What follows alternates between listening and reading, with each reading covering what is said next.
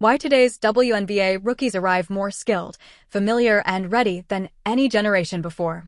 It was a risk that, if things didn't work out, it could have been a hit. Those were David Stern's words, yet the WNBA launched with ambition and energy. The inaugural game between the Liberty and the Sparks drew 5.04 million viewers, a record that still stands today.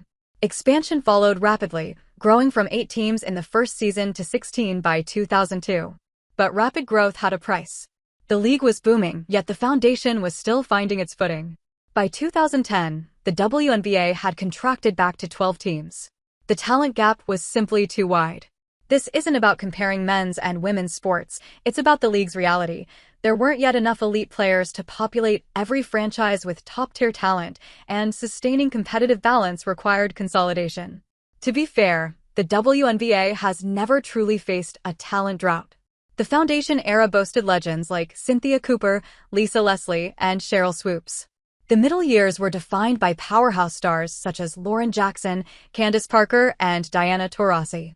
Today, the modern era belongs to Aya Wilson and Breanna Stewart. The league has always produced superstars. What it lacked at times was the depth to have them all shining simultaneously. But more than that, one reason kept pulling them back.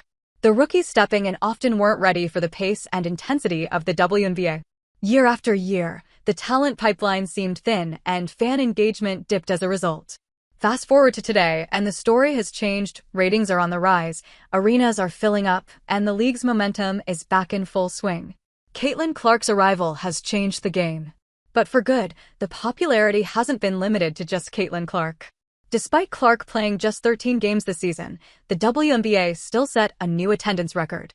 Across 226 games, 13 teams drew a combined 2,501,609 fans, breaking the all-time attendance record that had stood since 2002. And this number will only rise as the season progresses. The answer behind the rise is simple. The WNBA is finally producing more talented players across the board. But how, inside the WNBA's growing talent pipeline? Today's WNBA rookies are sharper, more prepared, and ready to compete from day one.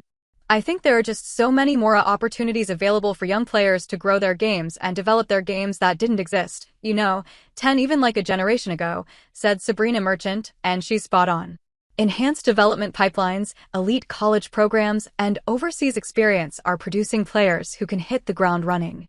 But WNBA Commissioner Kathy Engelbert has one more point.